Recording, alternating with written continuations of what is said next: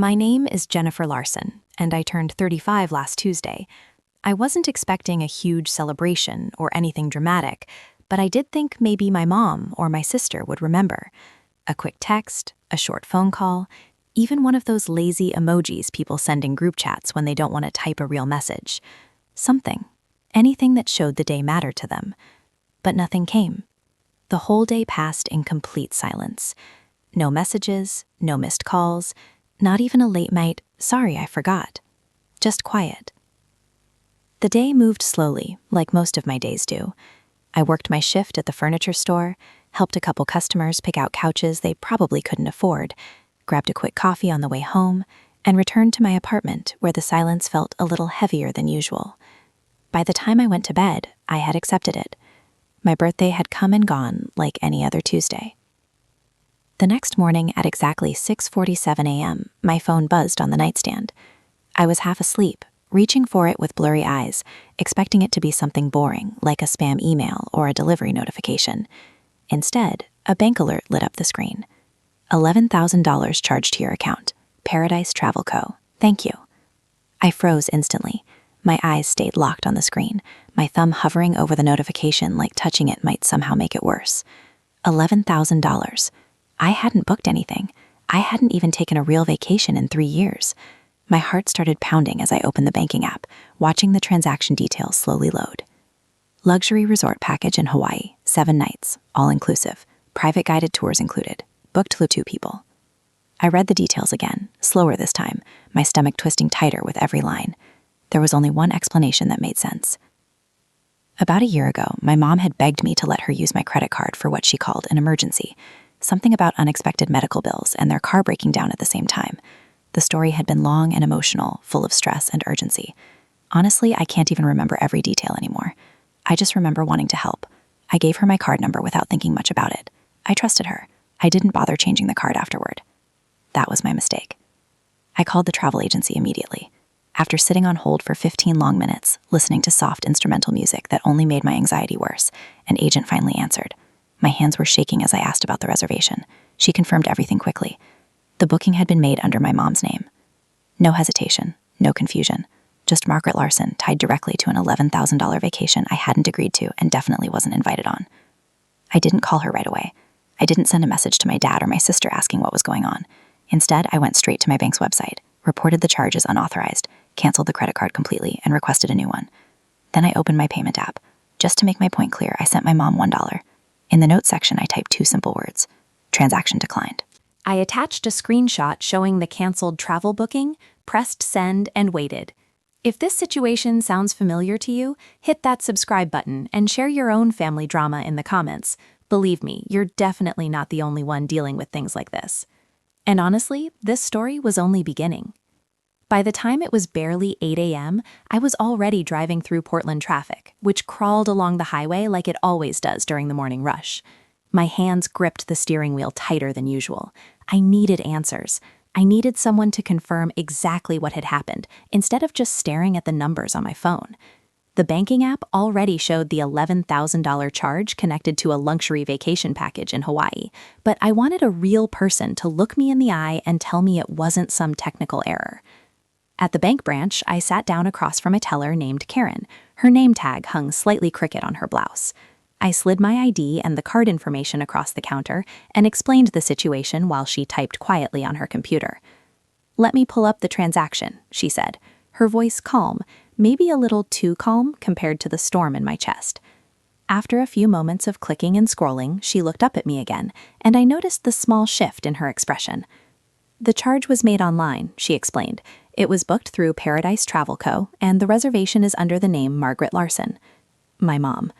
It wasn't a surprise exactly, but hearing someone else say it out loud made my chest tighten in a way I wasn't prepared for. I asked if there was any way to reverse the charge.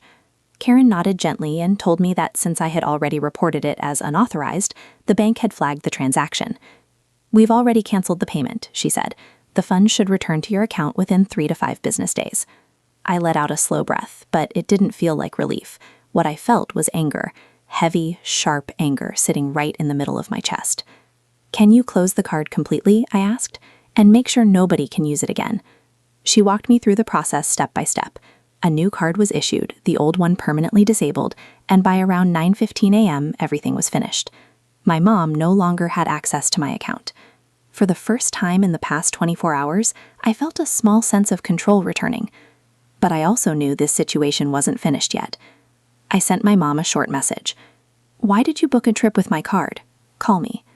There was no reply, not even a read receipt. I sent a similar message to my dad. Still nothing. The silence from both of them somehow felt louder than if they had started arguing with me. By noon, I was back at my apartment, pacing back and forth across the living room floor while my phone remained completely quiet. Then someone knocked on the door. The sound was sharp and persistent, the kind of knocking that suggested the person outside wasn't planning to leave anytime soon. When I opened the door, there they were. My mom and my dad stood on the doorstep together. My mom had her arms crossed tightly, her lips pressed into a thin line like she was the one who had been wronged. My dad stood a step behind her with his hands stuffed in his pockets, avoiding eye contact completely. There was no greeting, no apology. My mom started speaking immediately. "Jennifer, how could you cancel our trip?" she demanded. "That was supposed to be our dream vacation. We've been planning something like that for years. You know how difficult things have been for us." I stared at her, waiting for the part where she admitted she had used my credit card without permission, waiting for the moment she might say she was sorry. It never came. Instead, her voice grew louder. "You have a stable job. You're doing well for yourself. Why can't you just help your parents out? We're family." Family. That word hit me harder than I expected. For months, I had been paying their car insurance when they fell behind. I had covered groceries when they ran out of money near the end of the month. I had quietly helped them again and again without complaining. And now this? I interrupted her before she could continue, my voice steady but colder than I had ever heard it before. "You used my credit card to spend $11,000 without asking me first. That isn't helping family. That's taking advantage." My dad finally spoke, his voice low, almost pleading. "Jen, we didn't think you'd mind. We were going to pay you back." I almost laughed. Pay me back with what? They hadn't worked in years, living off retirement checks and whatever I gave them. I asked them when they planned to tell me. My mom's face hardened. "We were going to talk about it after the trip. You're making this bigger than it needs to be." That was it. I'd heard enough. "You need to leave," I said, pointing to the door. "Now." They didn't move at first. My mom opened her mouth, probably to argue, but I held up my hand. "I'm done. Out." My dad tugged her arm, muttering something I couldn't hear, and they finally left. I shut the door, leaned against it, my heart racing. I felt betrayed, raw, like everything I'd done for them meant nothing. I'd given them so much money, time, trust, and they'd thrown it back in my face. I sat on the couch, staring at the wall, trying to make sense of it. How did it get to this? Then my phone buzzed. A text from my sister. I hadn't heard from her in days, not since before my birthday. I opened it expecting maybe an explanation, maybe her taking my side. Instead, it was one sentence. "You're going to regret this." My stomach dropped. Melissa wasn't just upset, she was threatening me. And I knew right then this was about to get worse.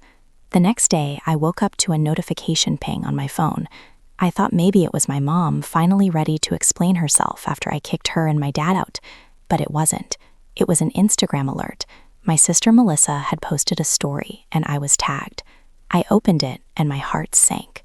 There, in bold text over a photo of her looking sad, were the words, "Some people care more about money than family. You know who you are, Jennifer." The comments were already piling up. Cousins, family, friends, even people I hadn't talked to in years, chiming in with, "That's awful," or "How could she?" I scrolled through, my hands shaking, each comment like a punch. Ungrateful daughter, selfish. What kind of sister does that? I didn't respond. I couldn't. My phone kept buzzing with texts, not just from random relatives, but from coworkers, neighbors, people I thought were on my side. One from my cousin Emily hit hard. "Jen, I can't believe you'd let your parents down like this. They need you." Another from a family friend. "You should be ashamed." I sat on my couch staring at the screen, feeling the walls close in. Melissa hadn't just sent a threatening text. She'd gone public, twisting the story to make me the villain. She didn't mention my mom using my card without asking, didn't mention the $11,000 they tried to take. She'd painted me as the one who abandoned them, and people believed her. I wanted to call her, scream that she had no right, but I knew that's what she wanted, a reaction, something to twist further. Instead, I drove to a coffee shop near my store, needing to clear my head. That's where I ran into Daniel, my boyfriend. We'd been together for a year, but I hadn't told him much about my family drama. Not yet. He was sitting at a corner table working on his laptop, his bank ID badge still clipped to his shirt. When he saw my face, he closed the screen and stood up. "Jen, what's wrong?" he asked, his voice soft but urgent. I didn't want to unload, but it all came spilling out. The card, the trip, my mom's excuses, my dad's silence, Melissa's text. Daniel listened, his jaw tightening with every word. When I showed him the Instagram post, he shook his head. "They're manipulating you," he said. "This isn't about family, it's about control.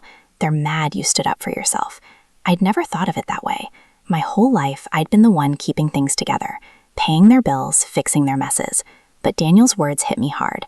They weren't grateful, they were using me. He leaned forward, his words steady. "Jen, you need to check everything. If they used your card, what else are they touching? Do you have any shared accounts?" My stomach twisted. I'd almost forgotten about the savings account. Years ago, when I started working, my mom convinced me to open a joint account with her and my dad. For emergencies, she said. I'd put money in every month, thinking it was safe, thinking we were building something together. I hadn't checked it in months, maybe a year. Daniel walked me to my car, his hand on my shoulder. "Go to the bank now," he said. "Don't wait." I drove straight there, my mind racing. At the bank, I logged into the account on their system, my fingers trembling as the screen loaded. The balance appeared, and I felt like I'd been slapped. Most of it was gone. Tens of thousands I'd saved. Money for a house, for my future, was nearly wiped out. Recent withdrawals, all to my mom's name, some to Melissa's. No warning, no permission, just gone. I stared at the screen, my throat tight, the teller's voice fading into the background. They hadn't just taken my card, they'd taken everything. The next morning, I couldn't shake the image of that bank screen, my savings nearly gone. I went back to the bank, determined to figure out exactly what had happened. The teller pulled up the account history, and the details hit me like a brick. Multiple withdrawals over the past month, some as recent as last week, all transferred to my mom and my sister. One large transfer stood out, $10,000 to an account linked to Melissa's name, labeled Marketing Project. I remembered her talking about some big campaign she was pitching, social media ads, influencers, a new client she swore would make her career. She'd never mentioned using my money for it. I asked the teller to trace the withdrawals. She confirmed my mom had initiated most of them, using her access to the joint account. My sister's name was on the rest. They hadn't just dipped into the account, they drained it, leaving barely enough to cover a month's rent. I felt sick, not just because of the money, but because I'd trusted them. Years ago, my mom convinced me to open that account for family emergencies. I'd put in every spare dollar thinking it was for all of us. Now it was funding Melissa's dreams, and who knows what for my mom. I told the teller to close the account. "Transfer what's left to my personal account," I said, my voice shaking but firm. She nodded, typed quickly, and within minutes the joint account was gone. I felt a weight lift, but it wasn't enough. I knew my parents' house, the one they had lived in since I was a kid, was tied to a mortgage I'd co-signed years ago when their credit wasn't good enough. I'd been young, naive, thinking it was my duty. Now I saw it for what it was, another way they'd tied me to their problems. I called my lawyer, a guy I'd met through work, and asked how to remove my name from the loan. He said it would take paperwork and proof of their financial misconduct, but it was possible. I told him to start the process, no matter how long it took. That afternoon, I was at my desk sorting through furniture orders when my phone rang. It was Melissa. I didn't want to answer, but I needed to hear her try to justify this. "What do you want?" I said, keeping my voice steady. She didn't waste time. "You closed the account? Are you serious, Jennifer? That money was for my project, the one that could have set me up for life. You're ruining everything." Her voice was sharp, accusing, like I'd stolen from her. I almost laughed. "That was my money, Melissa. Mine. You and Mom took it without asking. What did you expect?" She didn't back down. "You don't get it. Mom needed that money too. She's been struggling, and you're too selfish to care. You're breaking this family apart." I gripped the phone, my knuckles white. breaking the family? They'd been breaking me for years, taking my money, my trust, my time. I told her I was done, that I wasn't their bank anymore. "You're unbelievable," she snapped. "You'll pay for this, Jen. You'll see." She hung up before I could respond, but her words lingered, heavy with venom. I sat there, my heart aching, but my resolve stronger than ever. I wasn't going to let them guilt me into submission anymore. I spent the rest of the day gathering documents, bank statements, mortgage papers, anything my lawyer could use to get my name off that loan. It felt like cutting a chain link by link. But the pain didn't go away. Every time I thought about my mom and Melissa, I saw their faces, heard their excuses, and it hurt. They were my family, the people I'd grown up with, laughed with, cried with, and now they were strangers who saw me as a paycheck. I pushed the thought away, focusing on the paperwork, on taking back control. By evening, I was at the furniture store locking up for the night. The parking lot was quiet, the streetlights just starting to glow. I was halfway to my car when I heard footsteps behind me. I turned, and there they were, my mom and my dad, standing in front of the store, their faces lit by the neon sign. My mom's eyes were narrow, her arms crossed. My dad looked tired, but he didn't say a word. I froze, my keys in my hand, knowing this wasn't going to be a conversation. It was going to be a fight. My mom stepped forward, her voice sharp, cutting through the evening air. "Jennifer, you've gone too far," she said, her arms still crossed, her eyes locked on mine. "Taking your name off our house loan? Do you know what that does to us?" My dad stayed silent, his hands in his pockets, but his presence felt heavy, like he was backing her without saying a word. Before I could respond, another car pulled up. Melissa stepped out, her face a mix of anger and smugness, like she'd planned this ambush. I gripped my keys, my pulse racing. "What do you want?" I asked, looking between them. My mom didn't hesitate. "You need to put your name back on that loan, Jennifer, and open that savings account again. We're family. You can't just abandon us." Melissa chimed in, her voice dripping with sarcasm. "Yeah, Jen, real nice. You're leaving us homeless over some money you don't even need." I couldn't believe what I was hearing. Homeless? They'd taken tens of thousands from me, used my card for a luxury trip, and now I was the bad guy? I took a step forward, my voice steady but burning. "You took my savings without asking. You used my card for a trip I wasn't invited to, and now you're here demanding more? I'm done." My mom's face twisted. "If you don't fix this, we'll sue you," she said. "You signed that loan. You're responsible." Melissa nodded, crossing her arms. "You think you can just walk away? We'll make sure everyone knows what kind of daughter you are." My dad finally spoke, his voice low. "Jen, just do the right thing for us." I felt the anger boil over, years of their demands flashing through my mind. Every bill I paid, every emergency I covered, every time I put their needs above mine. I wasn't going to let them bully me anymore. "You want to sue me?" I said, my voice loud enough for a passing employee to glance over. "Go ahead. I've got proof of everything you've done." I turned and walked to my car, their voices following me, shouting about family and loyalty. I didn't look back. That night, I sat at my apartment, my laptop open. Melissa's Instagram post was still up, racking up comments from people who didn't know the truth. I'd stayed silent too long, letting them control the narrative. Not anymore. I opened my own Instagram, took a deep breath, and started typing. I posted screenshots, bank records showing the withdrawals from my savings, the canceled travel charge emails from my lawyer about the loan. I kept it simple. This is what my family did. They took my money, lied about me, and now they're threatening to sue. I'm done being their bank. I hit post, my hands shaking, but my heart lighter than it had been in weeks. By morning, my phone was buzzing again, not with hate, but with support. Friends from work, old classmates, even strangers had seen my post. Comments flooded in. "That's awful, Jen. You don't deserve this. Your family's out of line. Stay strong." Someone shared it to a local Portland group, and it spread. People started tagging Melissa, calling her out. Her post, once full of sympathy, now had replies like, "You stole from your sister, and shame on you." My mom's name came up too, with people I didn't even know saying they'd seen this kind of thing before. The tide had turned, and for the first time, I felt like I wasn't alone. I was at the store the next day, rearranging a display, when my phone rang. I expected another call from a cousin or a friend, but the caller ID showed my bank. My stomach dropped. I answered, and the voice on the other end was calm, professional. "Miss Larson, we need to discuss the mortgage loan tied to your parents' property." I froze, the phone pressed to my ear, knowing whatever came next was going to change everything.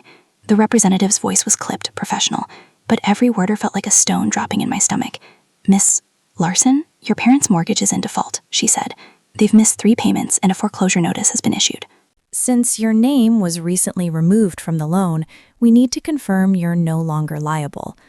I exhaled, the weight of their financial mess no longer mine, but the relief was bittersweet. That house, the one I'd grown up in, where I'd played in the backyard, celebrated holidays, was slipping away because of their choices. I confirmed my withdrawal from the loan, thanked her, and hung up, my hands trembling. I drove home in silence, the city lights blurring past. My phone buzzed relentlessly. Texts, voicemails, missed calls from my mom, my dad, and Melissa. I didn't open them. Their voices, their excuses were the last thing I needed. By the next morning, I heard through a mutual friend that Melissa's big marketing deal had fallen apart. Her client, some startup founder, had seen the Instagram backlash after my post. People had flooded her comments, calling out her lies, her greed. The client backed out, saying they couldn't work with someone who'd lost all credibility. Melissa's dream project, the one she'd drained my savings for, was dead. Part of me wanted to feel vindicated, but instead I just felt hollow. She'd brought this on herself, but she was still my sister. Their attempts to reach me didn't stop. My mom left voicemails, her tone shifting from angry to pleading. "Jennifer, we're losing everything. Please talk to us." My dad sent texts, short and vague. "We need to fix this, Jen." Melissa's messages were sharper, accusing me of ruining her life. I deleted them all, one by one, my finger hovering over each notification before letting it go. I'd spent years answering their calls, bailing them out, believing their promises.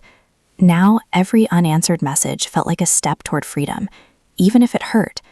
I met Daniel for dinner that evening at a small diner near my apartment. He'd been my rock through this, and I needed his clarity. Over coffee and burgers, I told him about the foreclosure notice and Melissa's lost deal. He listened, his eyes steady, then reached across the table to squeeze my hand. "You're not responsible for their mistakes, Jen," he said. "You've done enough, more than enough. It's time to focus on you." He was right. I'd been so caught up in their chaos, I'd forgotten what it felt like to live for myself. Daniel talked about our future, saving for a place together, maybe a trip somewhere quiet, just the two of us. His words were a lifeline, pulling me towards something new, something mine. The next few days, I threw myself into work, rearranging displays, helping customers, training a new hire. It kept my mind busy. I blocked my family's numbers, not out of spite, but because I needed space to breathe. For the first time in years, I felt unburdened, like I could finally make choices without their weight dragging me down. But there was a sadness, too, a quiet ache for the family I'd once thought we were. I'd loved them, trusted them, and now I was letting go of that dream. It wasn't easy, but it was necessary. I was sorting through paperwork at home one evening when I checked my mailbox. Among the usual bills and ads was a plain white envelope, no return address, just my name in familiar handwriting. I froze, my heart skipping a beat. It was from my mom. I stood there staring at the letter, knowing that whatever was inside would pull me back into their world or give me a reason to walk away for good. I held the letter from my mom in my hands, its weight heavier than the paper itself. Sitting at my kitchen table, the apartment quiet except for the hum of the fridge, I hesitated. A part of me didn't want to know what she'd written, but I needed closure. I tore open the envelope, unfolding a single page filled with her familiar handwriting. She didn't apologize. Instead, she wrote about their struggles. The house was gone, taken by the bank, and they were staying with a cousin now. She said Melissa was devastated after losing her job, that my dad was barely sleeping. "We're your family, Jennifer," she wrote. "We need you to come back to help us rebuild. You're all we have left." I put the letter down, my chest tight, but my mind clear. For years, I'd been their lifeline, paying their bills, signing their loans, giving until I had nothing left. This letter wasn't a plea for forgiveness. It was another demand dressed up as desperation. I wrote a short reply on a note card. "I can't keep fixing your mistakes. I wish you well, but I'm done."